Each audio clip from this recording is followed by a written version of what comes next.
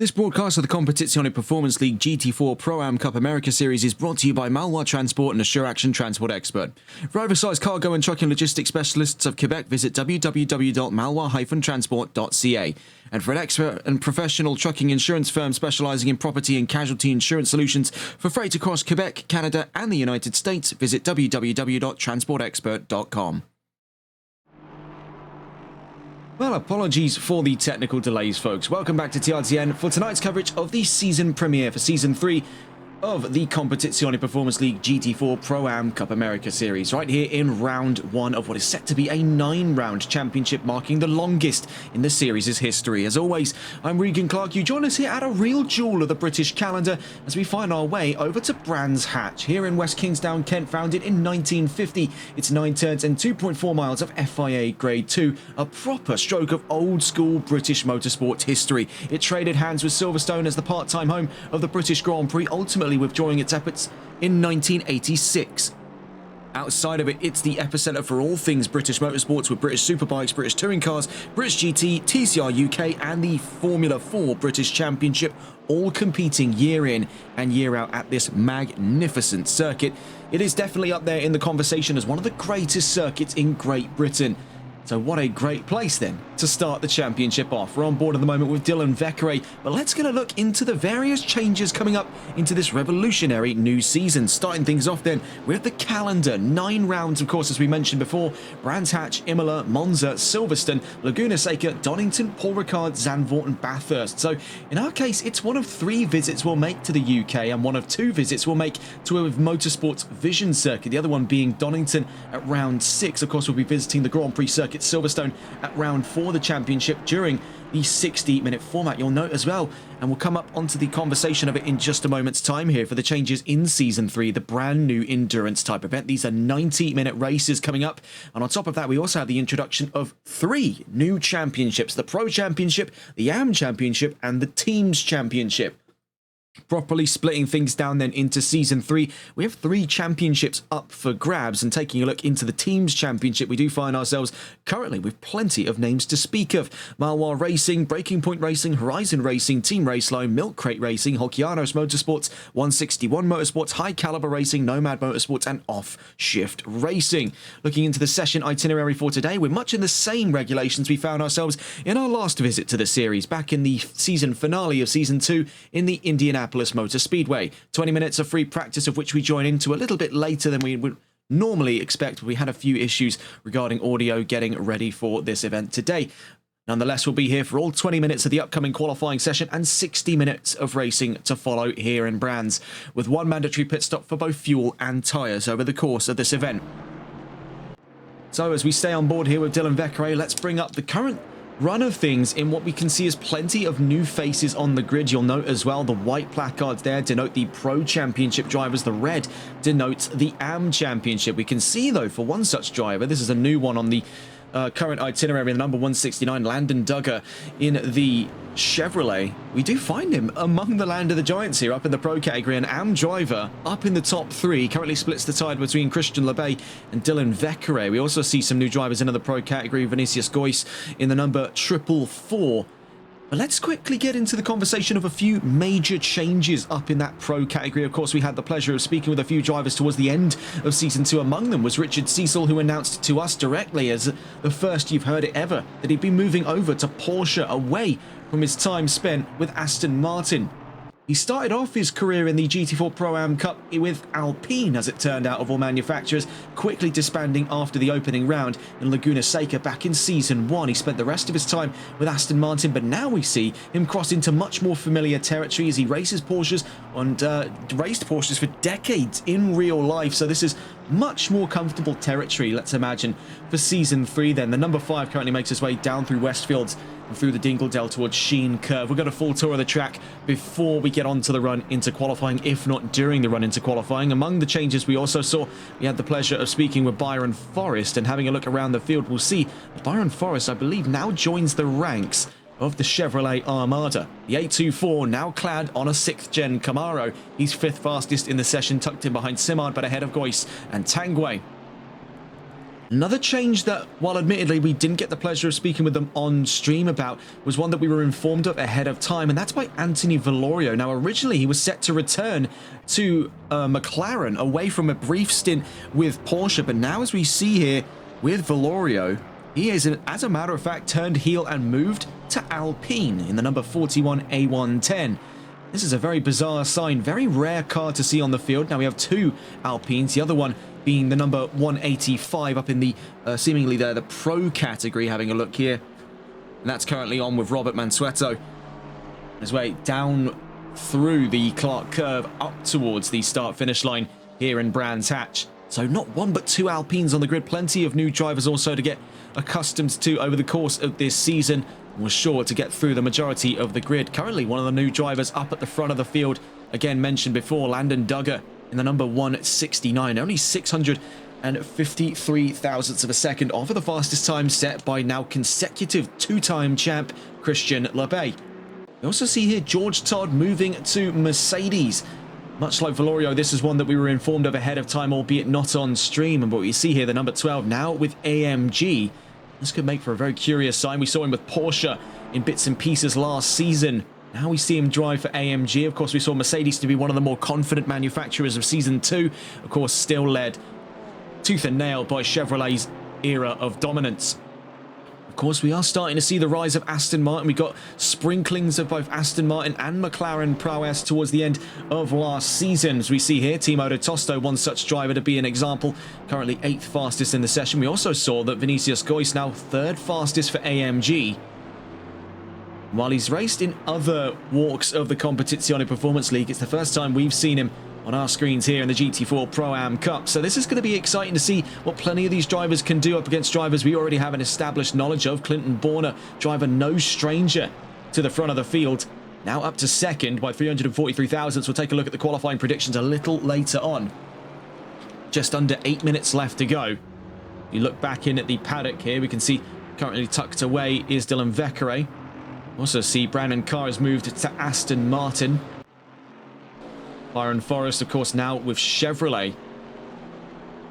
We had the pleasure of speaking with him in Indianapolis about that move. It was still kind of up in the air when we had the chat. And now we see set in stone his move over to Chevrolet. This could mark a brand new era for him. Of course, we saw him to be quite confident in his move to Aston Martin. Of course, today is going to be quite a few teething issues for him, moving over to a slightly heftier platform. But fortunately, taking a look into balance of performance, things could definitely be looking up. Taking a look into BOP today, Chevrolet find themselves a joint 2nd lightest under BOP changes, 23 kilos shed away from the Camaro alongside Aston Martin's V8 Vantage. Audi losing a whopping 40 kilos for today's race. This is going to be quite remarkable to see. We do have a few drivers signed up for Audi, but I'd be hard pressed to tell you if there are any out on the field at the moment. Elsewhere, Mercedes losing 13 kilos, Alpine losing 4, and BMW losing 1. McLaren gaining 8 and Porsche gaining 20. You see here for another Chevrolet out on track at the moment. You also see another change there. Stephen Black having moved away from AMG over to BMW for this season. We see for Vincent Simard. We also see a series of changes brought in. And this was relayed to us by Christian Labey, not only two-time champion in this series, but also head of the Maloir Racing division. And he let us know that these new liveries you see here, the sort of stealth black and red, these are the elite liveries for the Maloir Racing team. It's what denotes them from the rest of the field in terms of the heavy presence Maloir Racing has in the team's championship on this field and several others across the board.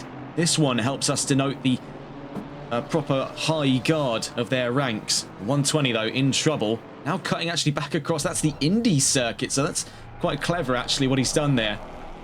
120 of Vincent Simard taking his run through McLaren's down in the Indy circuit. I think that may very well be the first time we've ever seen someone do that here in Brands Hatch.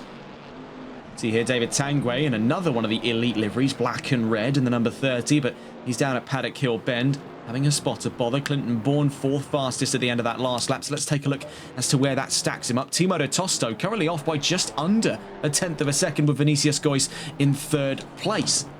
Landon Duggar at the back of the top 5. Wishful Winnings, having moved away from Chevrolet over to Mercedes, now makes 6th fastest. And a little bit of trouble there down through the Clark curve. But he's 5 thousandths up over Tanguay. George Todd 8th, with Vekere 9th, Simard in 10th.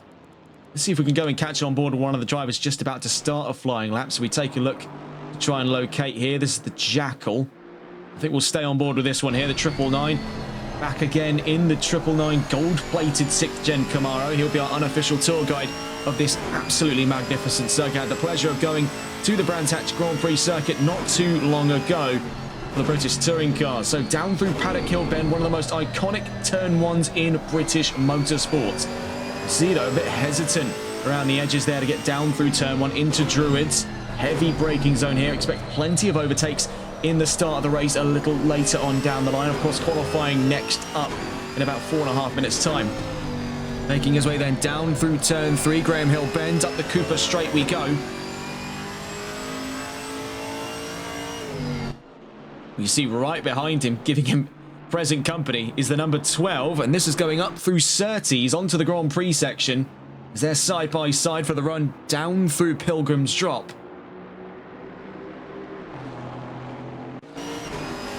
We'll stay on board though. This is quite an exhilarating tour we're getting here off of the 999, up and around Hawthorns, up through Hawthorn Hill, down the Derek Minter straight to Westfields. You have to level with me for a second because this is where the names get a little bit bizarre. The Dingle Dell coming up, then the Sheen Curve. This uphill blind right-hander is again one of the most challenging parts of lapping here in Brands Hatch. It can be an easy lap killer. Down through Stirlings then on the run to Clearways. George Todd now having cleared himself out in front. Number 12 continues upstream up towards the Clark curve then. Turn 9 on the run to the Brabham straight. That's all we really have to work with here. 9 corners. And that is going to make for, in spite of its simplistic format, some of the most complex races we've seen on record. It's what makes Brands Hatch such a ubiquitous spot on any calendar. It's a real pleasure to have this and 2 other British circuits on the calendar to make some real flavour in this mix. Donington is going to be a very exciting one to see. Well, I don't believe we've actually seen Donington for the GT4 Pro-Am Cup yet, so this is going to be a series of firsts. Of course, Silverstone returning as well. It's going to be exciting to see, but let's not weigh things down with just the topic of British circuits. Looking back onto that calendar, there is some real flavour to be had throughout this championship. We return to Laguna Seca where the season started off all the way back in Season 1, Round 1. We go there for Round 5, and that'll be on the, as it looks there, the double sprint format. So it's going to be exciting to see. You'll note as well the Enduro races we mentioned earlier, 90-minute races. They come up Round 3, 6, and 9. So that's going to be Monza, Donington, and Bathurst. So 90-minute races. I believe 2 pit stops coming up for those as well. I'll have to double check that one over the course of the season. You can also see, though, the return of the Standard 60 and the double sprint 2x30. First of which will be coming up in Imola. And the next round coming today, though, we've got the 60-minute races. Nice and traditional to kick things off. Nice level ground by which to work upon. So as we come up onto the final minutes of free practice, we see at the moment the Jackal now intercepted by the 119 of Christian LeBay. A driver with quite a bit of weight upon his shoulders to perform in this 3rd iteration of the championship. Of course, reeling from 2-time champion wins, securing them by quite the landslide, mind you. It is going to make for quite curious viewing then to see if he can do a hat-trick here in the GT4 Pro-Am Cup with a grid so eager to challenge him this time around. Plenty of new faces on the field, and it's definitely up in the air as to who can emerge on top with a clean slate to work with in this 3rd championship. See here for Timo de Tosto. Keeps things in for a 2nd season in with McLaren. Heading down through Clark Curve at the moment, doesn't appear to be on for an improvement.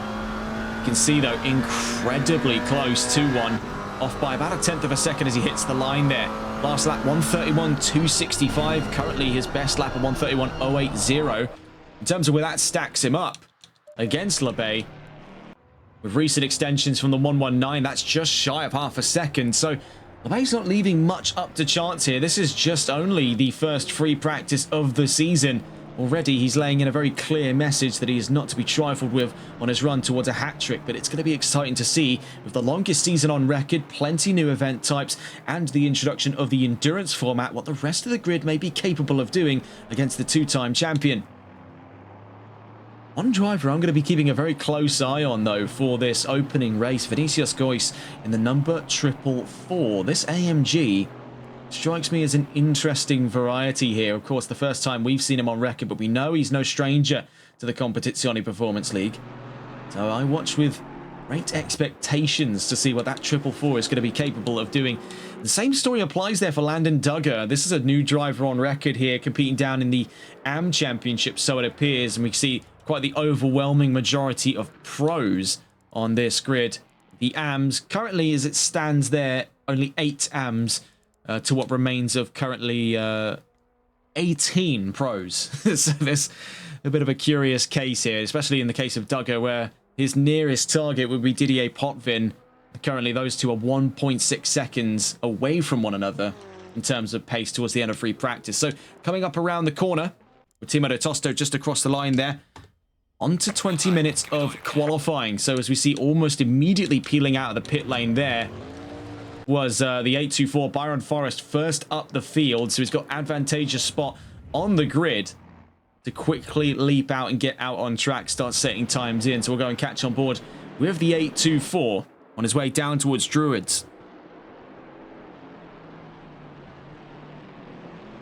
So then, Byron Forrest, this could be a rather curious case. Third manufacturer on record, Porsche, then Aston, now Chevrolet. Let's see what the American can do. He'll be our effective ambassador for the first flying lap of the season here in Brands Hatch. Taking a look at the qualifying predictions then, as far as we're concerned, let's take a look through what to expect of the top 10. As it stands then, Labay still geared up for another pole position ahead of Clinton Bourne and Timo Tosto in third. Wishful Winnings fourth with Dylan Vecchiere fifth. Anthony Valorio with Alpine in sixth place ahead of George Todd in seventh. Cal Ford in eighth. Landon Duggar in ninth. And Chili Peppers in 10th.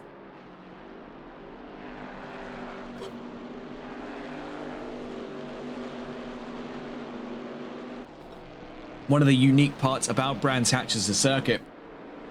Because of how simply it's laid out, only 9 corners to work with, every single corner has to be absolutely perfect in order to extract the most amount of performance, and you'd be quite surprised lapping around the circuit how easy it is to change just the slightest variable in one corner and gain such a massive advantage over the rest of the field.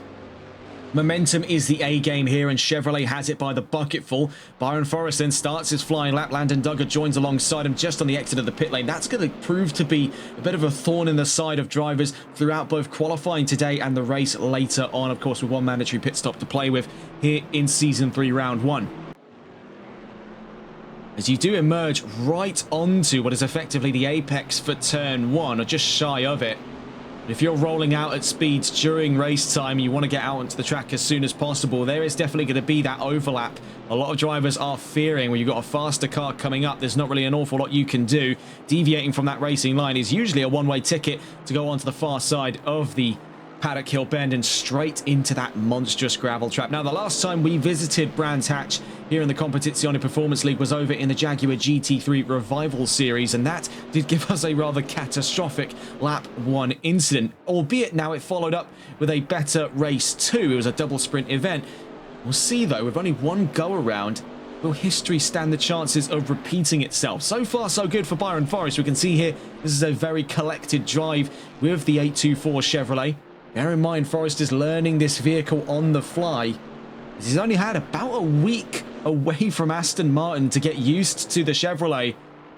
As we got rolling almost a week, in fact, yes, a week to the day of the Season 2 closure. So last week, we closed out in Indianapolis. Today, we open up in Brands Hatch. Our first time of the session then, 1:32.160 by Byron Forrest. Taking a look on the timing charts then to see where that concerns us. Labay faster by 1.4 seconds, then the 120, then the 30. So here comes Simard and Tanguay. They're second and third. Then coming to the line, the number 5, the 223, the 747, the 185, the 161, and the 41 to make a whole armada of drivers to join the fray. We see with Graham Green, then Mansueto, and then Vecchiare, and then we see also Anthony Valorio with Alpine. Now, these Alpines can be a real handful, as we saw in a very limited number of appearances in the last 2 seasons. We also saw a little bit of a smaller appearance over on the HCCL GT4 Challenge. We also have continued appearances by Alpine over on their multi-class championship, of which we're set to pick back up with this coming Saturday. We're supposed to be last Saturday, but due to the rampant server issues facing Assetto Corsa Competizione at the time, we were forced to delay by a week. Back on the subject of the Alpines, it is going to be a very, very curious day for them. 1.8 litre Renault-Nissan Turbo Inline 4, the smallest engine in this category. Now put that toe-to-toe with the 6.2 litre naturally aspirated V8 under the bonnet of these Chevrolets, or by that metric, another very popular engine, the 4 litre twin-turbo V8 found in the AMG and the Aston Martin. And the Alpine does find itself the veritable David to their Goliath. That's going to mean for the 41, he's really going to have to punch above his weight, quite literally, as one of the lightest cars in circulation. Right now, though, Valorio forced down an extra 2 steps with the introduction of Landon Duggar and Clinton Bourne. Those two went 8th and 3rd in their first flurry of laps. 15 minutes left to go then in qualifying. Discussing further around the grid, of course, for Brandon Carr, one of several drivers to have made moves to other manufacturers, moving away from AMG over to Aston Martin. It's going to be curious to see what he can do this time around. The Aston is a little bit more on the spry end when it comes to maneuverability over the AMG. Uses the same 4 litre engine. Makes roughly around the same power. It's often what gives them the comparison of being sister cars, the AMG and the V8 Vantage, as that shares the very same beating heart. See, at the moment, George Todd making his way down through the Clark curve. Leave in front of him there, that is Vinicius Gois. So 2 Mercedes AMGs down towards the line. Todd across the line there, and as it seems, goes up to 3rd fastest for AMG. It's also worth noting Wishful Winnings up into the top 5, and Anthony Valorio recently up into the top 5 as well. Mercedes and Alpine are likely axes here to face off against Aston Martin and Chevrolet.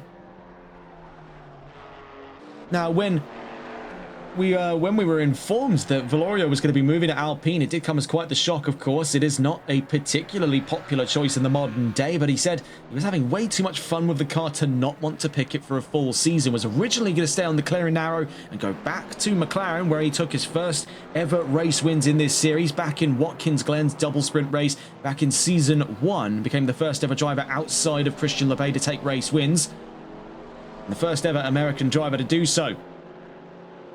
We see, though, for Valorio, this move to Alpine, while, yes, put it toe-to-toe with the Chevrolet, it may not find itself on most days as competitive. You can definitely see it in the way that he's handling that car. We even saw a little bit of drifting as we caught on with him earlier. He is having quite the tremendous day in the sun here in Brands Hatch. See, they're pulling into one side. See, this is the other Alpine on the grid as well, Robert Mansueto, with off-shift racing, the number 185, trailing there. The number 41.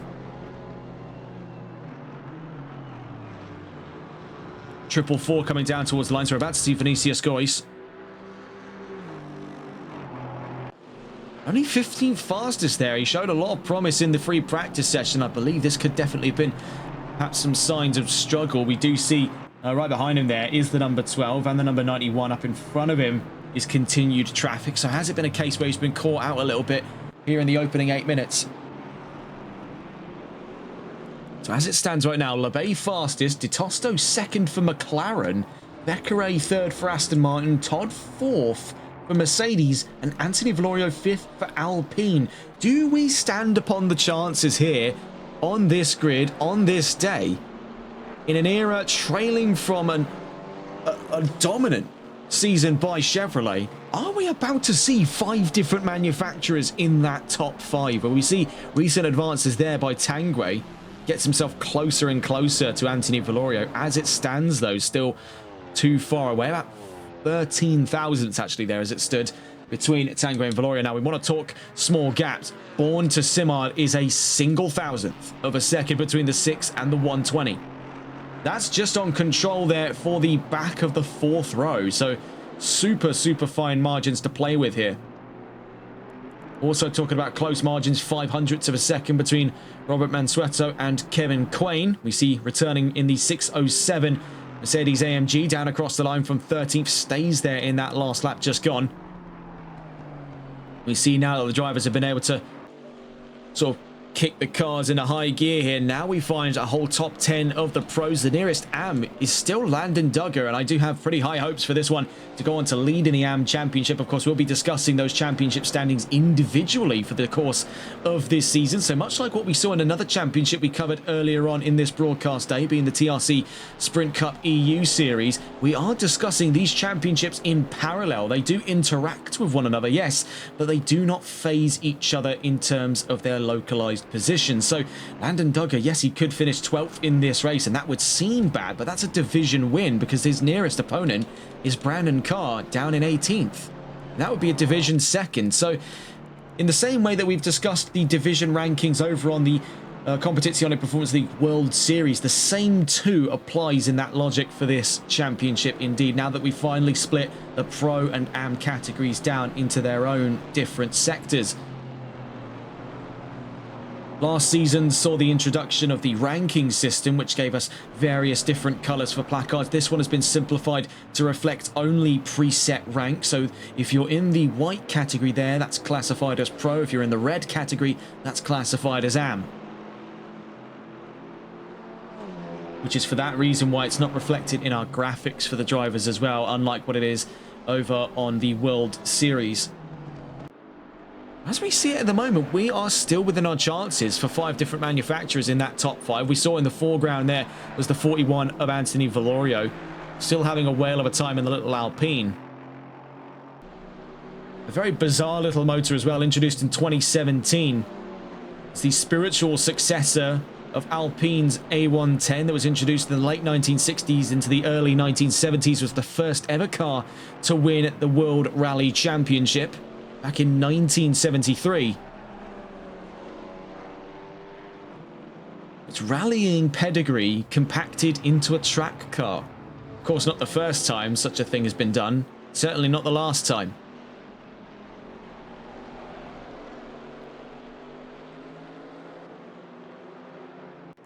You got to appreciate as well the variety we're seeing here now, albeit there is still great chances for Chevrolet to put 2 cars in the top 5, but I don't think we're in for another season of seeing Chevrolet 1, 2, 3, 4, 5s. I'd certainly hope we're out of that era on most regards here, because it certainly does look like the grid is starting to blossom into various different groups now. Of course, you've got Chevrolet, you've got McLaren, you've got Aston Martin, you've got Mercedes AMG, you've got Alpine. You look a little further down the field, you've got Porsche. And then even further down the field, you've got BMW. And so I'm told as well as also sign-ups coming through from Audi. Sadly, none of them appear to be here today, but again, there is confident signs that the grid is starting to change its tastes. And the era of Chevrolet-led dominance may be at a close hand of end. 8 minutes left to go then. It's only 2 tenths that exist between De Tosto and Labay dividing that front row. Currently the fastest time, a 1:30.642. And a little bit Brooklyn there. That was a bit strange. Down towards the line then. Sadly, no improvement over that last lap. You see, that gravel trap is going to be the bane of our drivers today, not only in qualifying, but in the race as well. It is a race killer down through turn 1. You go a little bit too far over to the left, and that is your race almost effectively done, as we saw back in the Jaguar GT3 Revival Series. So they'll be walking upon the tightrope down through that turn 1 every single time. We see catching a little bit of gravel, not a unfamiliar sight for Alpine. Now, as we see, though, for Valorio, forced out by Vinicius Gois. Now up into the top 5. We did say that first lap definitely looked to have been a bit of a fluke for the 444, but now we see form returning for Gois. That's 2 Mercedes cars inside of the top 5. That still doesn't disrupt, but I would still say some great variety we're seeing in not only the top 5, but I'd say as well the top 10. Also, one driver to have made a big change, of course, we saw him with Aston Martin in his debut season back in Season 2. But now for Season 3, Chili Peppers moves from Aston Martin to Mercedes. So it does somewhat of a switch there compared to what Brandon Carr did, where he moved from AMG to Aston Martin. This is the inverse for Peppers. He moves over to AMG from Aston. It's going to be curious to see what that proves for the 24 in this season. Still separate from 11th by 5 thousandths of a second. That's between himself and Byron Forrest. Also on a big change away from Aston to Chevrolet. A lot of drivers then are going to be learning a lot of things over the course of this first race. This is the sort of experiment grounds for many on this grid. Oh my goodness, we just caught on board there with Richard Cecil. Things are looking a little bit troublesome on that Porsche. Now, if we're talking testing runs, this is a real baptism by fire to be testing out the Porsche. The 718 Cayman does race here in the Porsche Cup GB series.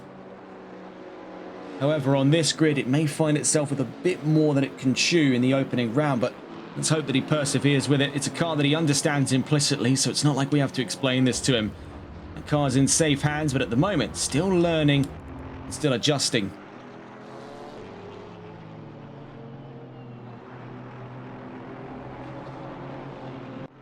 You see here for De Tosto, still leading that charge, but into the closing 5 minutes. LeBay looks to be queuing for the exit of the pit lane here. We see him alongside the 120 of Simard, but now exiting the pits goes the 119. Out onto the track we go.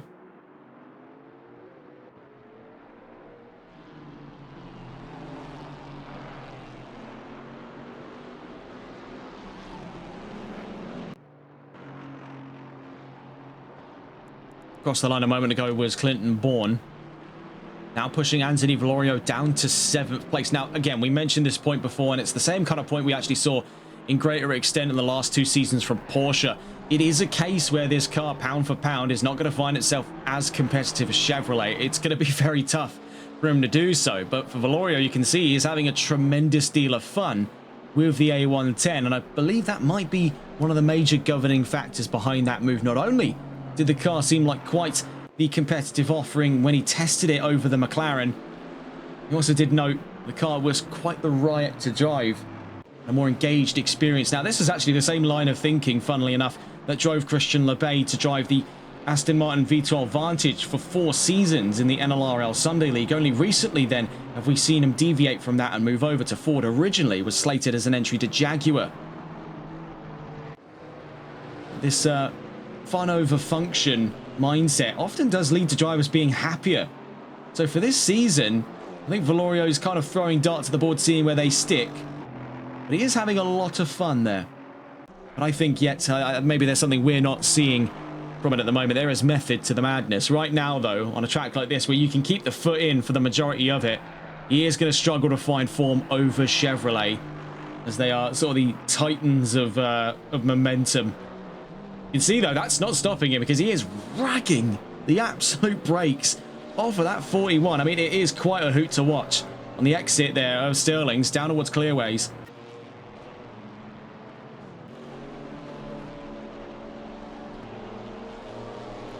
Also, one other change to note, as we just see here down towards the line, Valorio from 9th.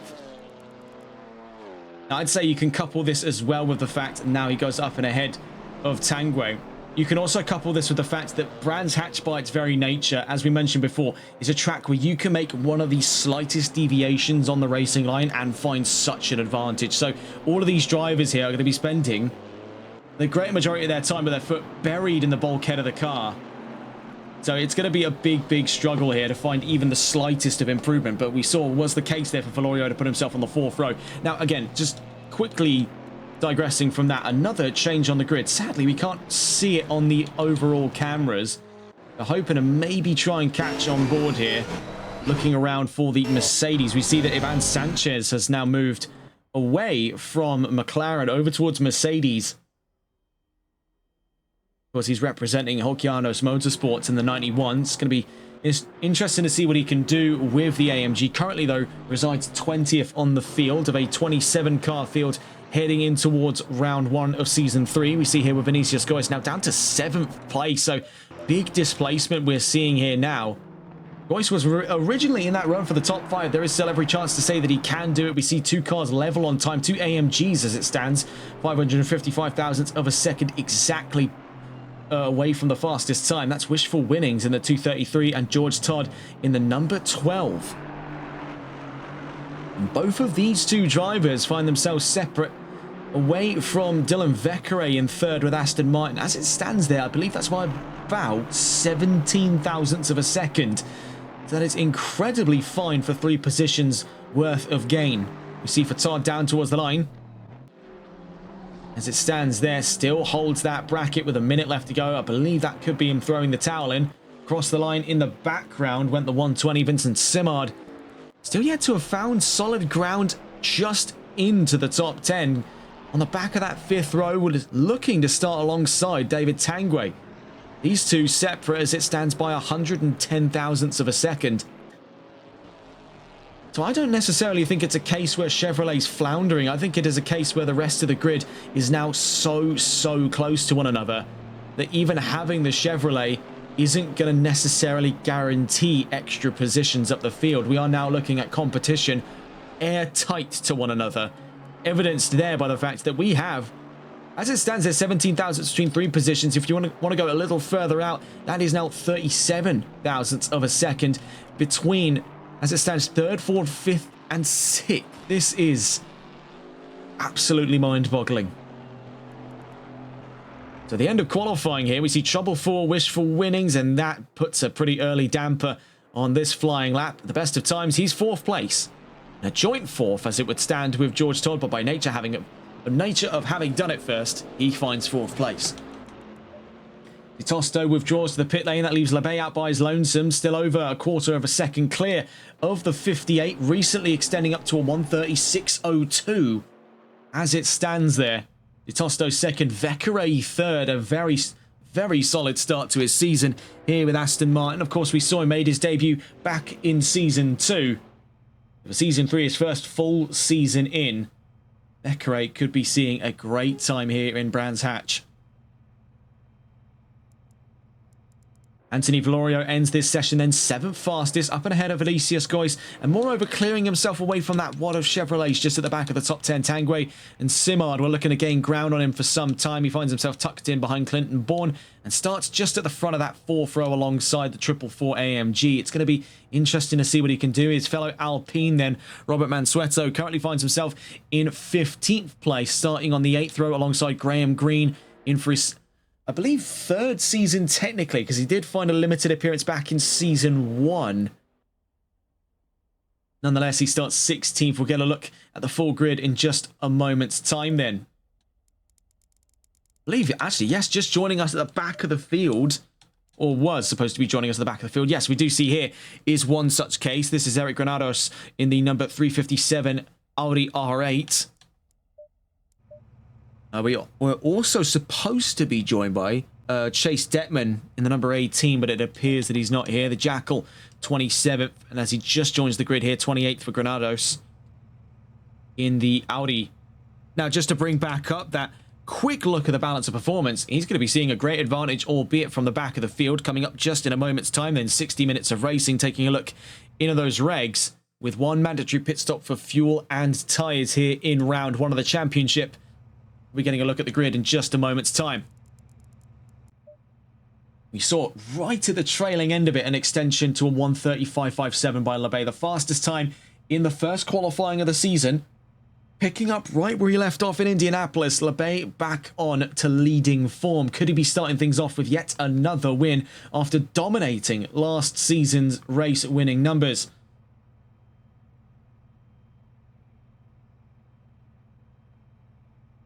But I am quite pleasantly surprised by what we're seeing here. 4 manufacturers inside of that top 5. We were so close to seeing 5 manufacturers in there, but have a look at the gaps there between these 4. That's 25 thousandths of a second between 4 positions on the grid. Winnings, Todd, Bourne, and Valorio.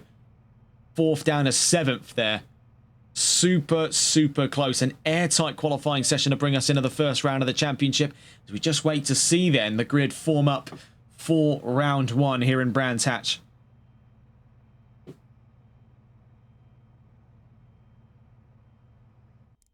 There we see as the grid forms up. So, having a look at round one's grid for Season 3 of the Competizione Performance League GT4 Pro-Am Cup America Series, it's Christian Lebay, your two-time champion, on pole position for the start of Season 3. Timo de Tosto right alongside him with McLaren on the front row. Dylan Vekere on the second row alongside Wishful Winnings on his move to Mercedes-AMG. An ambitious change in direction for the Canadian talent. Started his adventure in this series off with Chevrolet, picks up where he left off with AMG on what is looking to be a very high note to start things. George Todd in 5th place, moving away from Porsche to Mercedes, and starting alongside him on that third row, Clinton Bourne with a brand new paint scheme on the number 6 Chevrolet Camaro. Anthony Valorio heel turning his decision to move to McLaren, moves to Alpine for greener pastures, and starts on the 4th row, 7th place alongside Vinicius Gois in the number 444 AMG. On the 5th row to round out the top 10, David Tanguay 9th and Vincent Simard in 10th. Byron Forrest on his first drive for Chevrolet makes 11th place ahead of Chili Peppers on his first drive for AMG. Landon Duggar leads the AM Championship charge here on this grid, 13th. But currently in a division pole position. He starts alongside on that 7th row with Kevin Quain, Robert Mansueto in 15th with Graham Green in 16th, Richard Cecil 17th with Brown and Carr 18th, Cal Ford 19th, and Ivan Sanchez rounds out the top 20. Then Didier Potvin 21st, Andrew Veldkamp 22nd, Christophe Dupois in 23rd, Stephen Black in 24th, Ruben Pereira in 25th, the Jackal in 26th, and Eric Granados in 27th. So this is lending to be a very, very exciting start to the season.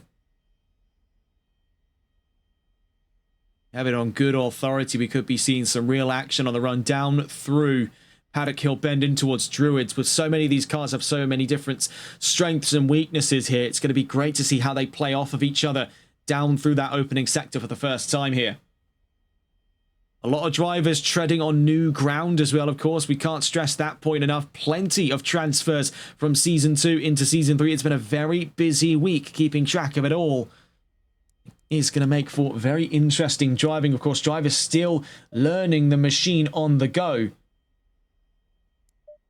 Especially there over that second into third row there. You can see two drivers stacked back-to-back. Winnings and Todd both learning this machine for the first time this season.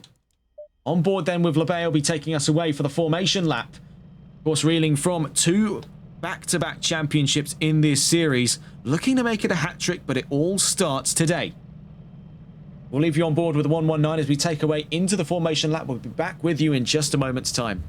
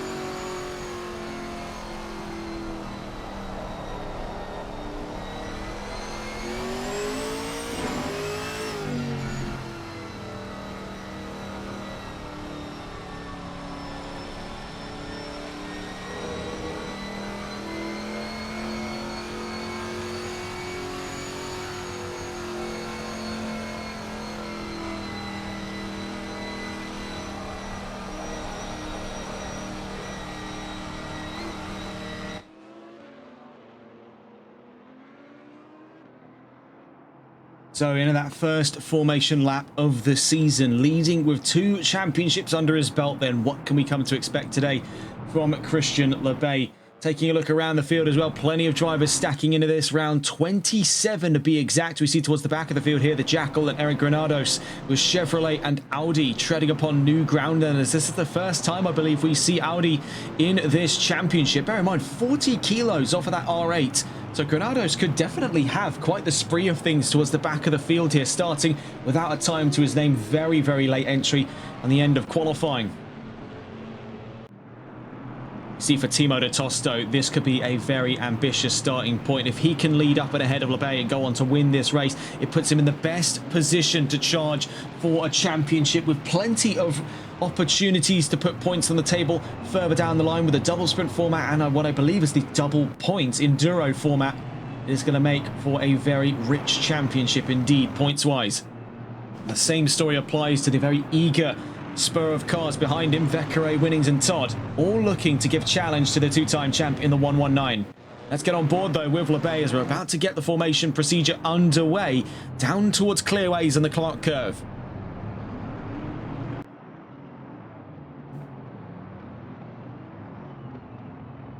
So bringing us down through the Clark curve, turn 9.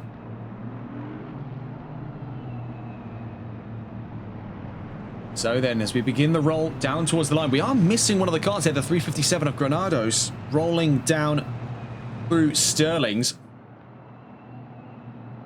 Rolling down towards the line then, 27 cars in all here for round 1 of Season 3 of the Competizione Performance League GT4 Pro-Am Cup America Series, and the green flags are out and we're racing here in Brands Hatch. The 357 of Granados picks up a drive-through penalty for being too far away from the field as we see a lively start from behind. Immediately picking up the slack of it then as we get on board with Dylan Vekere fighting with Timo de Tosto. Up into second, following through as well is George Todd from behind as de Tosto now drops down to 4th place on the race start. Lebay gets away by 0.8 of a second. Meanwhile, yellow flags are out down in Druids. We see their turnaround was the 120, and by looks of it there, the 185 of Mansueto. And if I'm not mistaken, there was also Tanguay in the mix. Just up in front there, trouble for Christophe Dupois down through Graham Hill Bend. We see here for Ruben Pereira caught in the midst of all of this action here, trying to run away from the damage going on behind him. Things were quite hectic towards the back of that field. We see here Stephen Black going toe-to-toe with the, currently that is the number 607, that's Kevin Quain for 19th on the field. Quain up the inside, Black holds the outside away from the Jackal, Ruben Pereira and Eric Granados.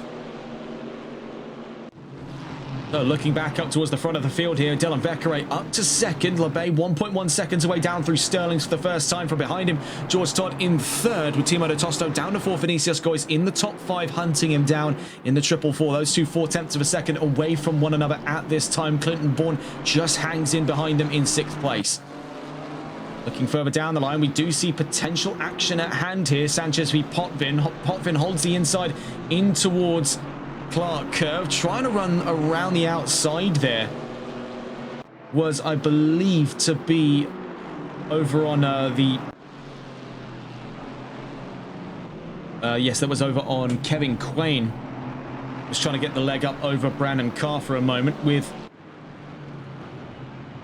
Aston Martin. Just to answer the question there for the gentleman in chat asking where can we find the Discord, we'll post the link into the chat in a moment's time when we get a bit of a clear part here to talk about. We see from Vincent Simard caught up in that incident on the opening lap here of round 1, now taking the fight to Stephen Black and the Jackal. Jackal runs out wide down through Graham Hill Bend. Up the Cooper Straight we go. Could it be 2 positions for the price of 1 for the 120? In towards Surtees, holds it up the inside. It's super close to contact there as he exits Surtees. That's 2 positions up for Vincent Simard. Action following in his wake though. You can see side by side between the Jackal and Stephen Black. Will stay on board here just briefly with the Chevrolet of Vincent Simard.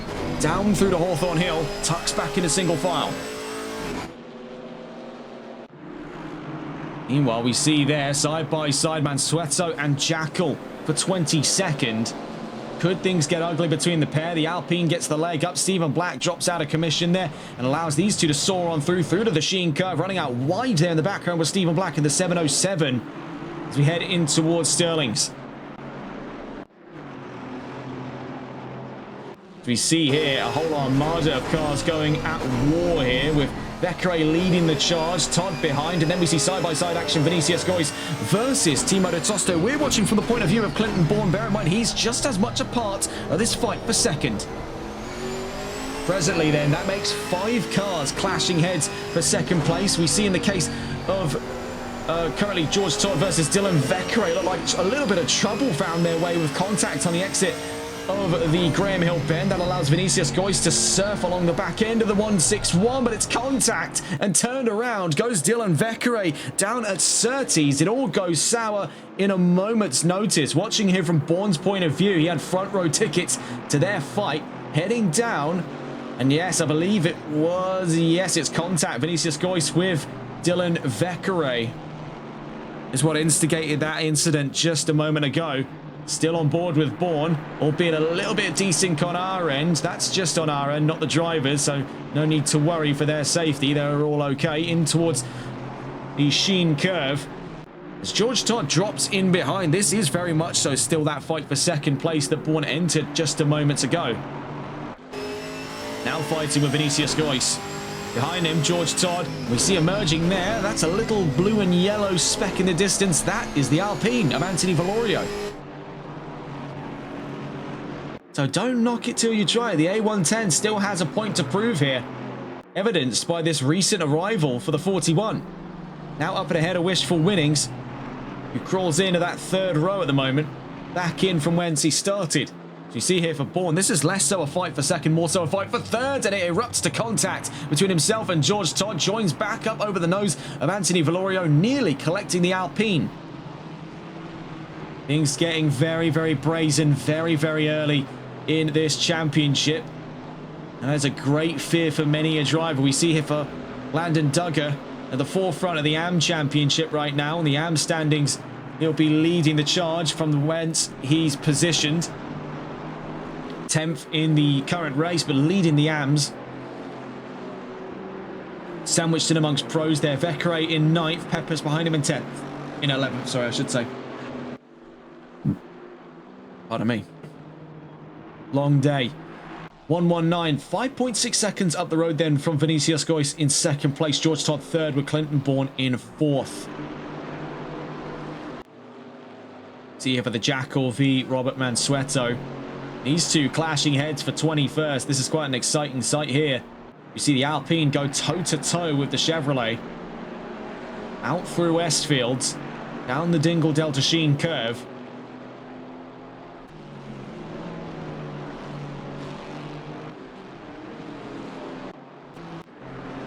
You see here, that's contact just as we catch them between Bourne and Green on their way through the Clark curve. Taking a look at that on the replays, we see the 747 stranded, attempting to rejoin at turn 9, but just can't find the space for it. You can see the frustration building on the 747 to get back in. Now, as it appears, was he coming into the pit lane? Yes, is the case there. We saw the impact on our screens just now. The number 6 and the 747. Graham Green coming into the pits. We also see in the pits there Cal Ford. So was that an incident between Cal Ford and Graham Green? Sorry, I may have had him mixed up with the number 6. Yeah, no, I'm sorry, that's just my mistake then. I think I've just mistook him for Bourne. Oh, my sincerest apologies there to Cal Ford. Matter of fact, we'll just quickly pull the replay back up and take a look back through it whilst we go to locate the front of the fields fighting. See there, Cecil allowing a car through. So hang on just a tick here. No, it was Cal Ford. He just happened to have a very similar looking livery to that of Clinton Bourne. That's our mistake there. Apologies for the misconception. As you can see there, up in front of Anthony Valorio is the livery we're thinking of. Exactly the same colours. You can see where the mistake arose from. Looking at it here for Valorio, I think we've caught him at a very good time, because watching with the Alpine, it looks to very likely be going toe-to-toe in a moment's time to fight with Bourne for 4th place. 747 has a drive-through for speeding in the pit lane. I'm pretty sure that's the nail in the coffin for Graham Green. That was not his fault that led to that incident in the first place. And now with a penalty on top, he knows his goose is cooked, and I'm pretty sure that's him out of this race. We're down to 26 cars. Be very likely to assume the 747's gone. In towards Surtees, we see here with Anthony Valorio just chipping away on the shoulder of the number 6 here, waiting for his opportunity to strike. Bear in mind, the race is still young, only 10 minutes in to this hour-long race in Season 3, Round 1. There's still the long game to play for.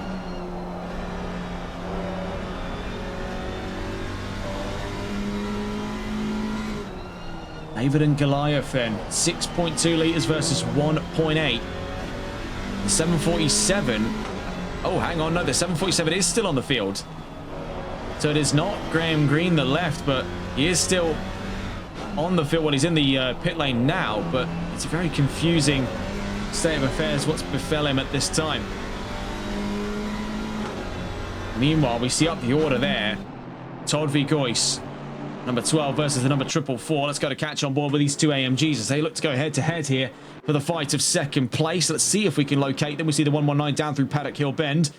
Our focus here shifted to the 12 versus the 444. Looking to go up and around the outside of Paddock Hill Bend. He holds onto it. George Todd very likely within his chances to fight, but it's contact between himself and Vinicius Goyce down towards Druids. They round turn 2. Right behind them, you can see the 3-car pack of Bourne, Valorio, and Winnings. As these two clash heads, they are slowly but surely hemorrhaging space and time away from the rest of the field. Soon, they're going to be swamped in by plenty more drivers looking to come and have a stab at second place. You see things here getting a lot more hot now between Todd and Goyce. They are not happy with each other after that incident down at Druids. They're not going to be letting that one slide in a hurry down through Hawthorne Hill. You see, though, a little bit of step out there for Valorio. That does leave him vulnerable to Winnings. Goes up the inside in towards Westfields. And by the looks of it there, holds on a position over the number 41 Alpine. Drops back in behind.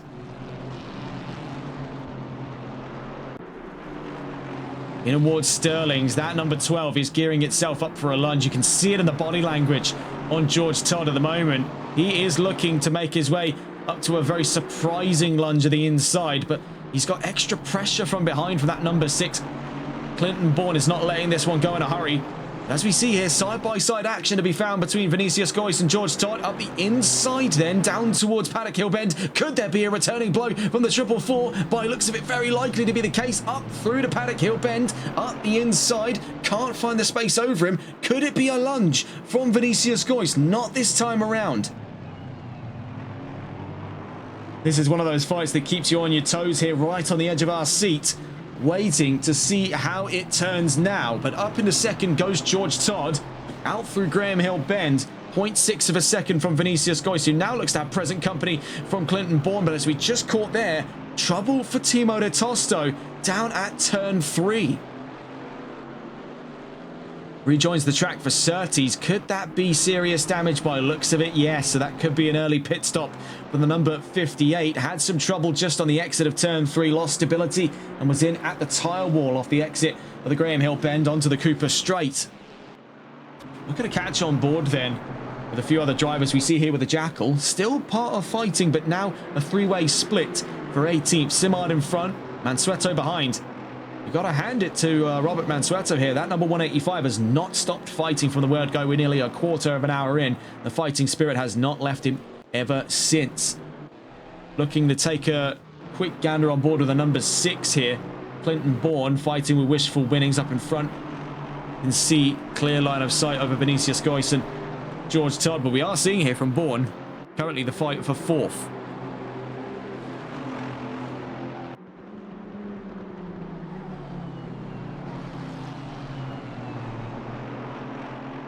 Meanwhile, those two Mercedes cars getting dangerously close to the gravel traps down at the Paddock Hill Bend. In towards turn 2 we go.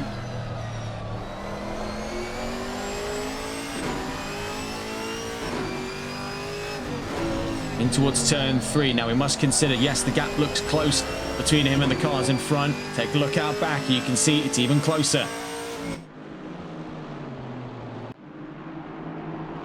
And towards Surtees. Now it's worth noting, yes, there is a close gap between Winnings and Bourne, but have a look there. The little Alpine holding onto the back of the Mercedes, clinging to its coattails. Let's go and catch on board with that of Anthony Valorio to see his side of fighting here. As we do just quickly glance at a fight for 14th, Richard Cecil versus Kevin Quain. Looking to catch on board, though, with the Alpine on with Anthony Valorio, parked right on the rear bumper as it stands then of wishful Winnings as Mercedes. This is for 5th place.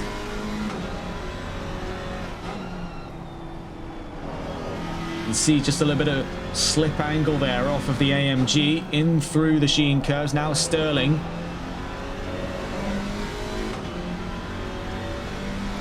Under acceleration where the Alpine is finding a bit of trouble over the Mercedes.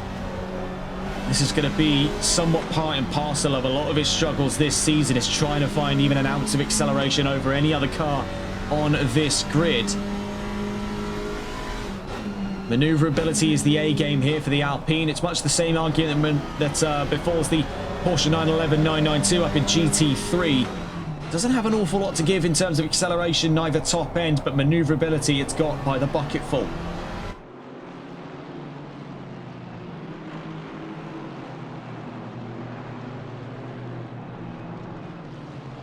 You see, though, it is not stopping him from keeping very close distance on that AMG. I think it could be likely a game here of constant pressure. You can see the size difference as well, just worth noting, between the AMG. Now, bear in mind, the AMG, not a particularly big car. If you've ever been around a Mercedes AMG GT, they're not that large. Because they are GT cars, they're Grand Tourers, they're sort of the more luxurious sort of offshoot of a sports car. But even this one isn't that particularly large, but the Alpine, it is micro by comparison.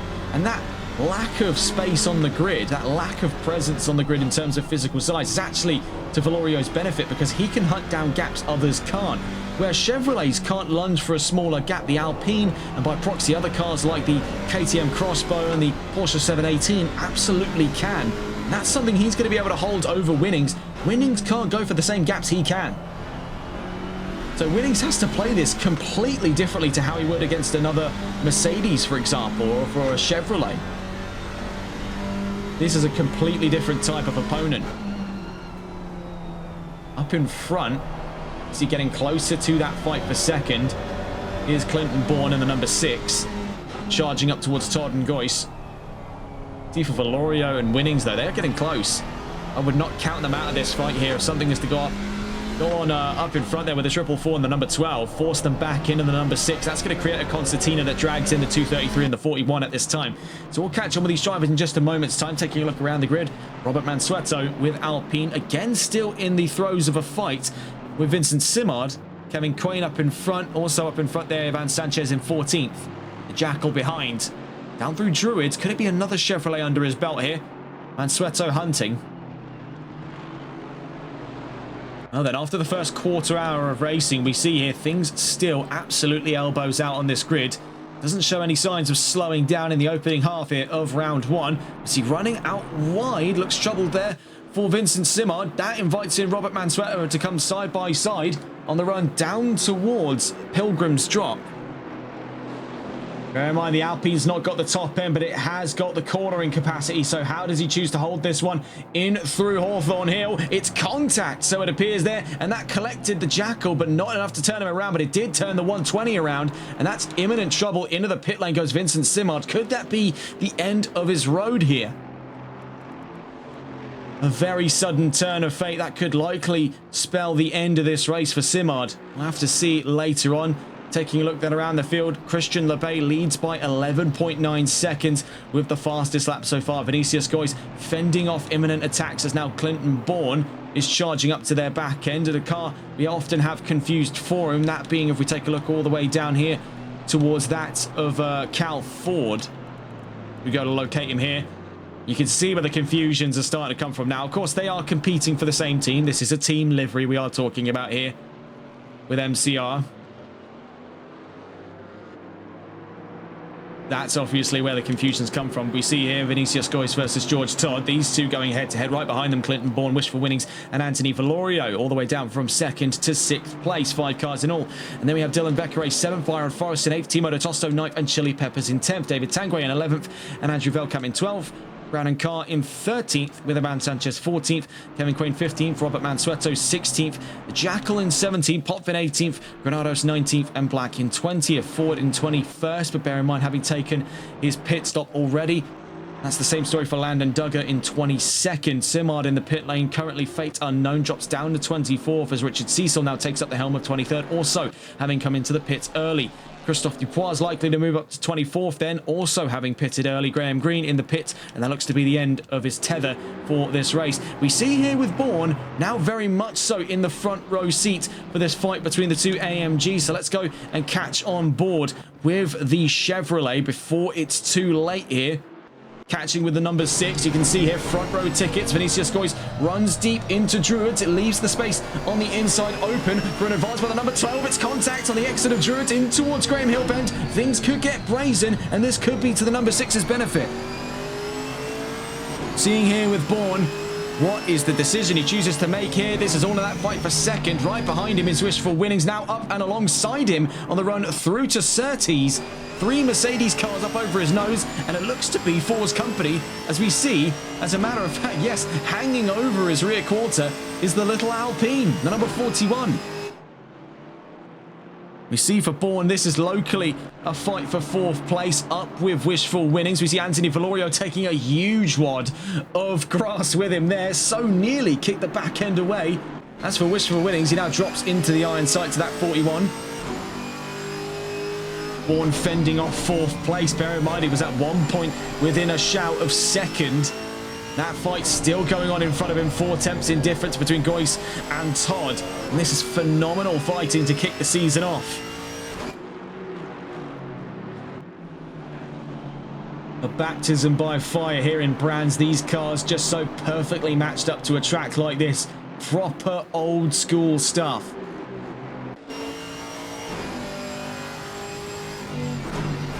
You see there, rejoining the field, Timo de Tosto. That's probably the best he could have done it, given the situation. Lapped traffic there, that being Cal Ford, his teammate over at MCR. Making his way up past de Tosto, down through Druids, in towards the run of Graham Hill Bend, up and around. And that puts a little bit of a temporary halt on that 4th place fight, but that's almost immediately picked back up on as we make our way in towards Surtees. Bear in mind, up in front, Todd v. Goyce still going on. Those two even closer than where they were before. Taking a look with the Mercedes cars, on with the number 12. This is in for that fight of 2nd place in a Hawthorne Hill.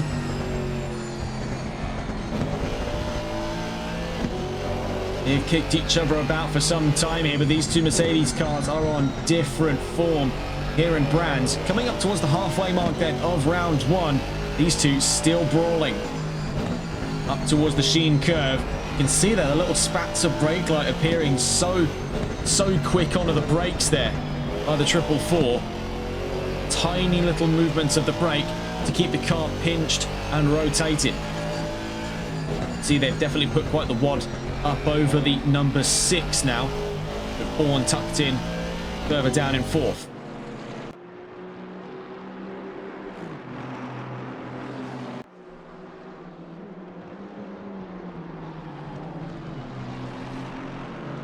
Down through Paddock Hill. Looking for the inside, backs out of it, but it could be to his detriment because he's gone a little earlier on the brakes there. Vinicius Goyce, and that call out George Todd to the point where it so nearly caused a collision between the 2 in their fight for 2nd. Now, we're going to quickly cut onto the main displays here as we have so many fights to consider and not a lot of time to consider them. We see further down the line here, Byron Forrest as it stands versus that of oh no, it appears that he's in traffic, so that's where the battling quote unquote is coming from. We're taking a look at density on the map of drivers, but of course with lap traffic in equal part of this play now, and it's going to create the illusion of fighting. Out through Hawthorne Hill though, we are seeing a switchback of the ages by George Todd to force him up into 2nd place. Vinicius Goyce down to 3rd and into the iron sights of Clinton Bourne out through Westfields. We'll go back onto the closer views at hand here. This is on with George Todd, the helmet cam of the number 12, making his way down through to Sterling's, now leading in that fight for 2nd place ahead of Vinicius Goyce, who now drops into the iron sights of the Chevrolet behind him. See for Vinicius Goyce. Clinton Bourne looking to go up and around the outside. Could it be 2 switchbacks in the same lap here? The number 6 looks for the inside upon the exit of the Clark curve at turn 9. Currently then in that fight for 3rd place. Clinton Bourne looking for it, can't find space for it for the run down towards Paddock Hill Bend.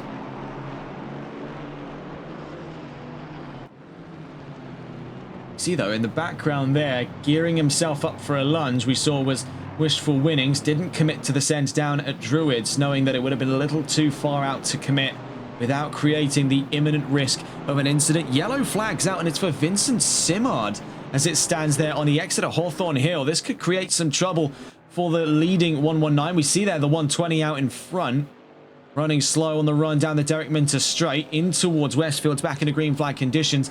You see the 119 of Christian LeBay continue his run down through to Sector 3, leading this charge as it stands by quite the significant distance indeed. Looking here for Clinton Bourne, a driver who is no stranger to a good fight today. Now sizing up his efforts over Vinicius Goyce for third. Lap traffic though in the way. We see that's Christophe Dupois moving out of frame. Up in front, Robert Mansueto looking to take the fight to Kevin Quain. So they've got front row tickets to a fight they didn't even realise was happening.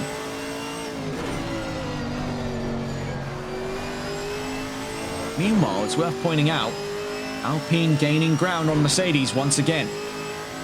And a real ebb and flow of things between Valorio and Winnings for the greater majority of today's race. We see out through the Clark curve, diving for the pit lane, then goes Vinicius Goyce and Anthony Valorio for that matter, and that creates the new landscape for a newfound fight of third place. Wishful Winnings had more momentum to carry upon the exit of the Clark curve as the number 6 was stunted down through the exit by that sudden dive to the pit lane by Goyce.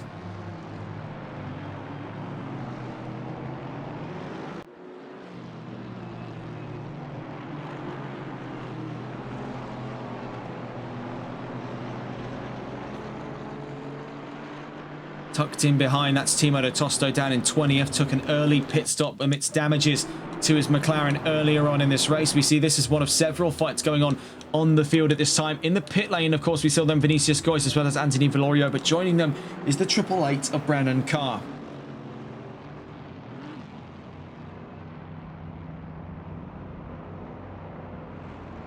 And for the one in chat asking for the server link, that is the link there to Competizione Performance League. If you're interested in joining this series, we see on the exit of the pits then both Vinicius Goyce and Anthony Valorio joining in unison upon the exit of the Paddock Hill Bend. Meanwhile, taking a look back into the current running fight of things, Bourne still holding his ground against Wishful Winnings. Meanwhile, it's worth pointing out here, Cal Ford looks to fight with Landon Duggar for 21st on the field. In the pits as well, Brandon Carr.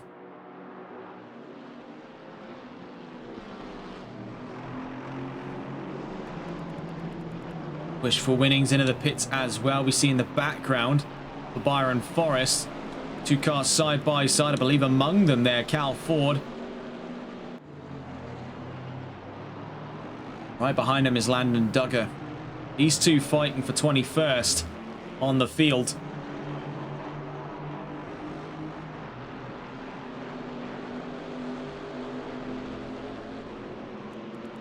Now into the pits as well.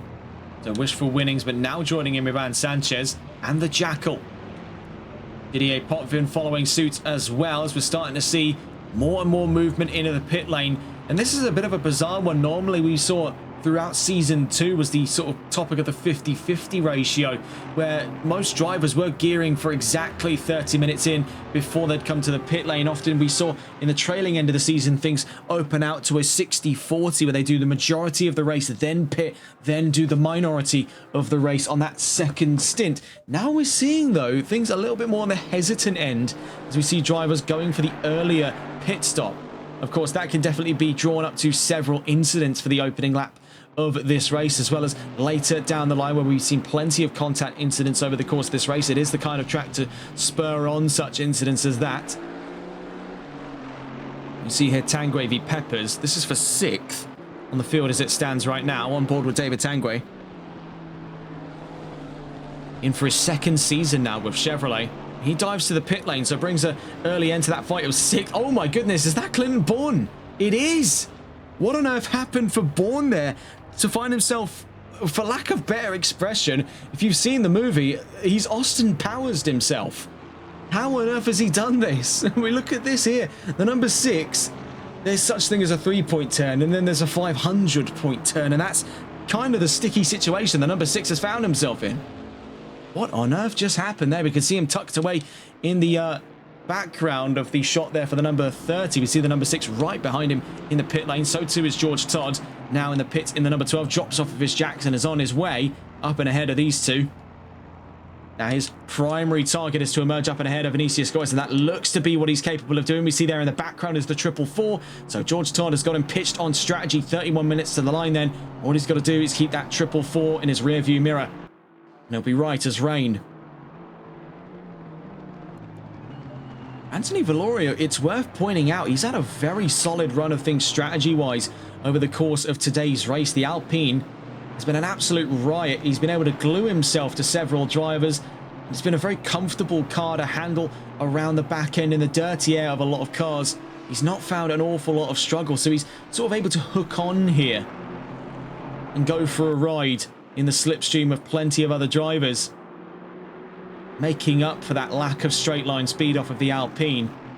Now, taking a look further down the line in this calendar, there are plenty of opportunities for the Alpine to come into its own here. Brands Hatch may not have been the perfect staging point for him, but he still found ways to amaze us so early on this surprising decision to move to Alpine. Now, I have high hopes to see what he can do over in Imola in the next round. Of course, double sprint coming up, less time to play with compared to today's race, but moreover, that's double points opportunities. I also have pretty solid authority to assume Alpine could find great performance out of Laguna Seca and Zandvoort, as well as Bathurst for that matter, in the mountain section itself. Of course, we'll come to see exactly how the 41 extracts the majority of its performance throughout the season. These are all speculative guesses at the very best of times. So far, it's been quite the wondrous drive for the number 41. I'd have it on pretty solid grounds to assume he is gunning for a top 5 by the way he stands at this time. Just then, under 30 minutes left to go. LeBay is in the number 119. Meanwhile, the number 161 stays out for the time being, of course, approaching the pit lane. So could it be the case that he comes in? Is Vecchiaré going to hold things out after what was a less than ideal start to his race? Is he here for the 161? No, he's darting to the pit lane. It's very tough to follow through at Clark Curve. We see following him in the 824 Byron Forrest. He's laid low. He's laid under the radar for the majority of this race here. Forrest has kept his head clear. This has been pivotal development time for him in the 824. Looks like he could be rewarded with a very solid position on the grid because he's played his cards very close to his chest here. He's not left too much up to scratch. Pepper stays out and inherits the race lead.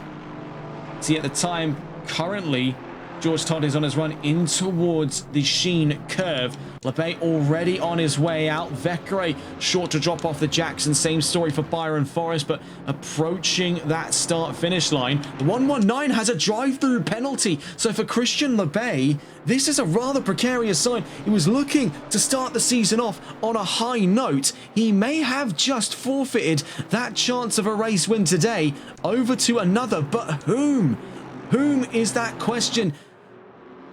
Leaving the pit lane, Vecchiaré drops in behind George Todd. It could very well be Todd. It could very well be Goyce. It could very well be Valorio. The chances now of that race win have been raised so up in the air, we simply do not know who stands to catch it.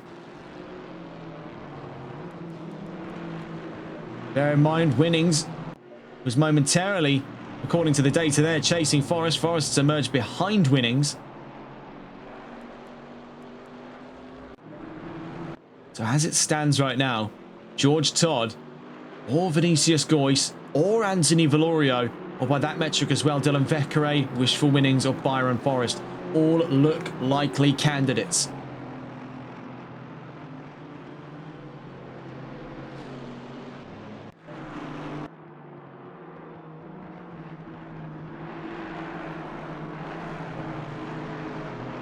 Peppers then into the pit lane. The Requiem knell chimes for the arrival of the 119. Now, one must consider here, 15.5 seconds is what he holds up over that of George Todd. So this could be a little bit less of the blow we think it is for LeBay, as it is a very short pit lane here. Think of it more as a joker lap in terms of rallycross terminology, but that number 12 comes roaring down to the line here, so he will be taking the lead off of LeBay, but thinning as the margin is. LeBay is back out on track almost immediately there and looks to rejoin just up over the nose of Wishful Winnings. Winnings around the outside, so LeBay rejoins onto the field here, by looks of it, in 6th place.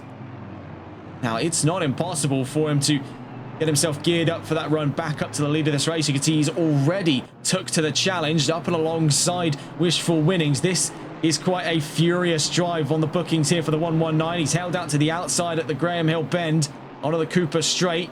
Forced out of commission there by Wishful Winnings.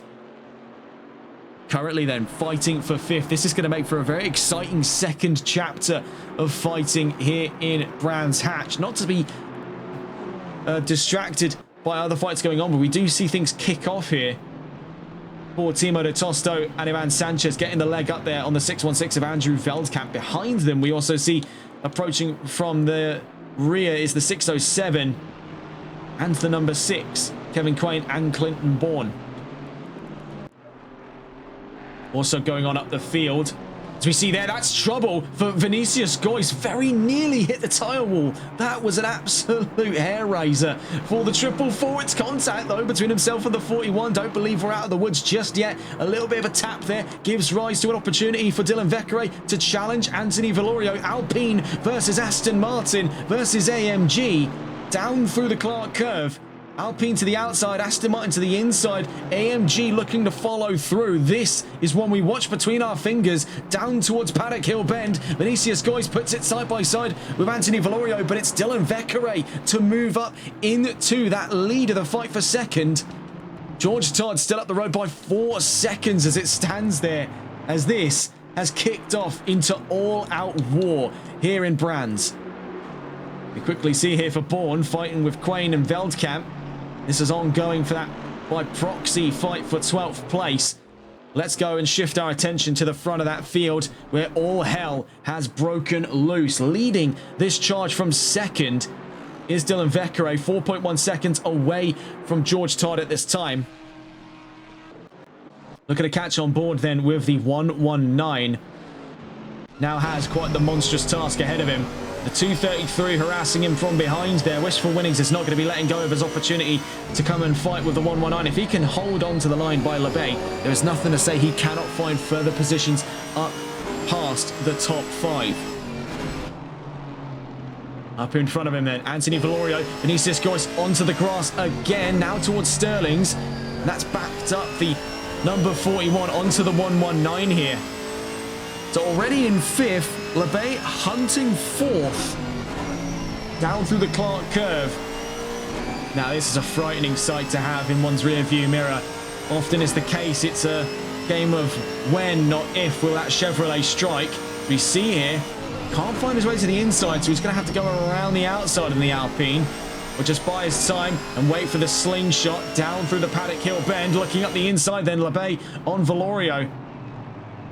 Following through there, Wishful Winnings. That is Sly from the Mercedes.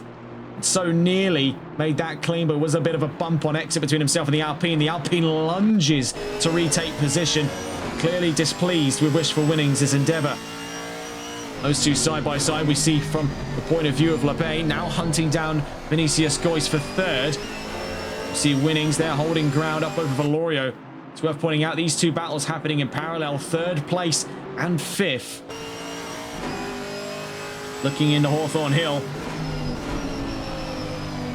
Bear in mind, LeBay's fighting for 3rd, but we're just quickly watching over his rear view to see that ongoing fight for 5th between Anthony Valorio and Wishful Winnings. You see, though, here for LeBay, striking opportunity coming up here. This is an area where Vinicius Goyce is at his weakest. On the run up through Sheen Curve, he's got the leg up there. So nearly made it into disaster as we saw that rear left tip up over the grass and nearly pivot the car around. That's fantastic vehicle control by LeBay to keep that one nipped in. Dylan Vekere in his iron sights now. 22 minutes left to go. I want to point this out. This come up right around the halfway mark of the race. He's had all of about 5 to 6 minutes to make up for that drive-through penalty. And in the time since, he is now 3rd. He's up half the positions he's lost. And with 2nd in a very clear line of sight. 1st place only about, looking at it there, the scope of about 5 seconds, 6 seconds up the road. there is absolutely still the chance LeBay could turn this back into a race win, but this one is going to be hard fought for the 119, an angle he wasn't expecting to find himself in this early on in the championship.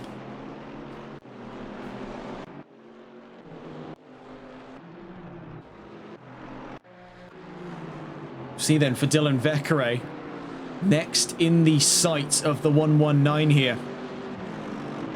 4.2 seconds up the road, George Todd in the number 12 AMG, just on his way down towards Westfields, off the exit of the Derek Minter Straight. Up in front, Christophe Dupois.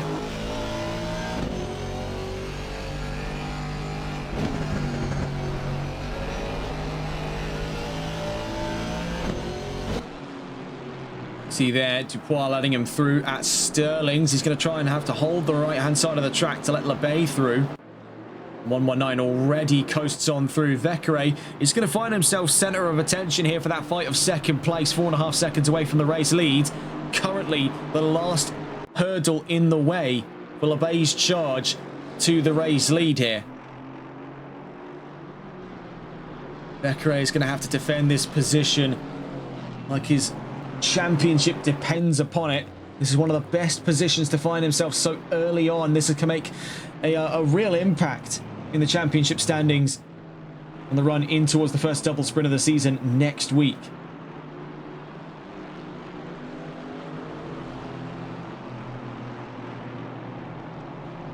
So as it stands there, 40 minutes into this race, 20 left to go. Taking a look at the current scope of the standings then, Todd in the lead. We're watching here with Vekere for that fight of second. LeBay in hot pursuit from third after taking that drive-through penalty that forced him down to sixth. From behind, Vinicius Gois in fourth, Wishful Winnings in fifth, and Anthony Valorio in sixth place. Byron Forrest in seventh, David Tanguay in eighth, Chili Peppers ninth, and Timo de Tosto in 10th.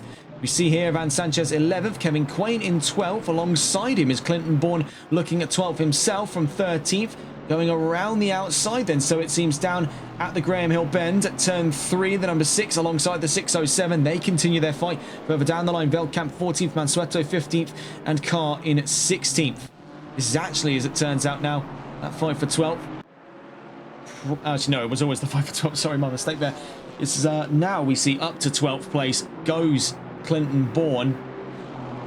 Meanwhile, looking further down the line, Jackal 17th, Duggar in 18th, and Potvin 19th, Cecil 20th, Granados 21st, Black 22nd, Dupois 23rd, and Simard in 24th.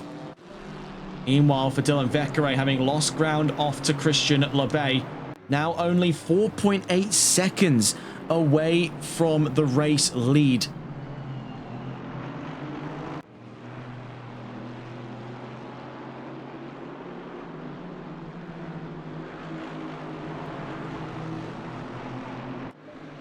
George Todd, this is going to be quite the heavy weight upon his shoulders, knowing now there is no one left to stand in his way. No one left to stand between himself and Christian.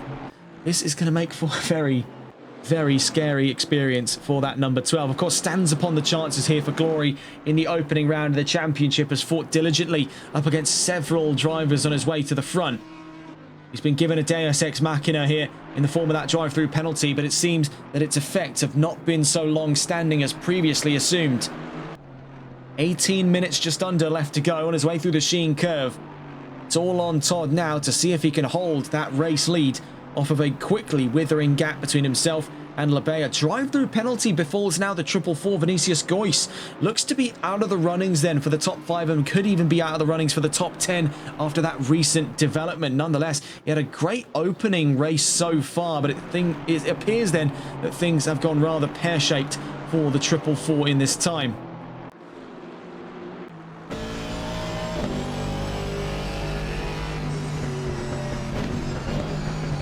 Bear in mind, has 2 laps to serve that drive-through penalty.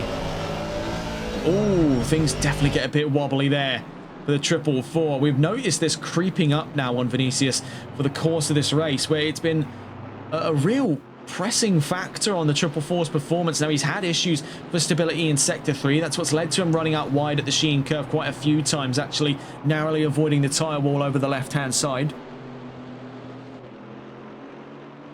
But now we're starting to see in other areas of the track that stability catching up to him. And again here on the exit of Surtees, it's leaving him vulnerable to wishful winnings, hunting him down for position here. We're on with winnings in the 233. This is in the fight currently as it stands for 4th place between himself and Vinicius, guys. Bear in mind, if these two Mercedes cars cannot find level ground by which to fight, guess who that invites in?